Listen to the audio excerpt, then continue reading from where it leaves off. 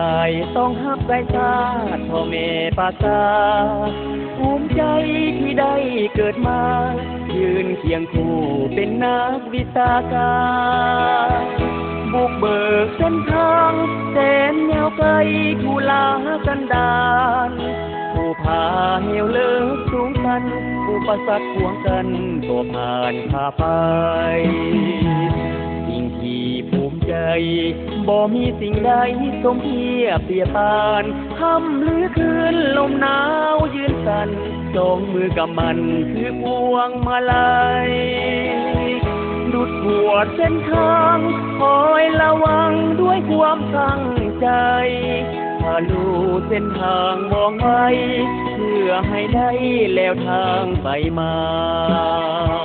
เที่ยวเลิกกันดานบ่หวาดบันต่อสิ่งใดใดขุดเจาะเส้นทางเที่ยวไต่ให้ปราชาไปมาถึงกันสะดวกว่องไวขันใจขันกับสภาพการเพื่อความอยู่เย็นสุขสันต์ของประชาชนลาวทั่วไปเกิดมาเป็นสายต้องฮับใจชาติต่อหน้าที่การ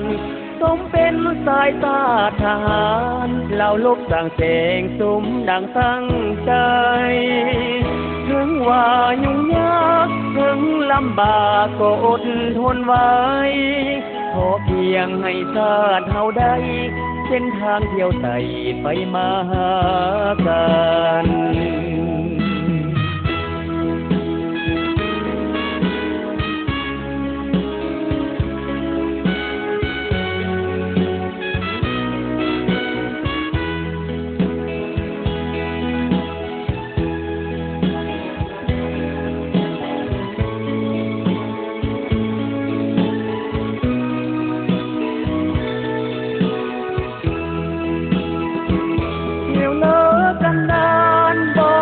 บันต่อสิ่งใดใดขุดเจาะเส้นทางเที่ยวไต่ให้ปราชาไปมาถึงกันสะดวกว่องไวขันใจขันกับสภาพการเพื่อความอยู่เย็นสุขสันต์ของประชาชนลาวทั่วไปเกิดมาเป็นสายต้องฮับใจชาติต่อหน้าที่การ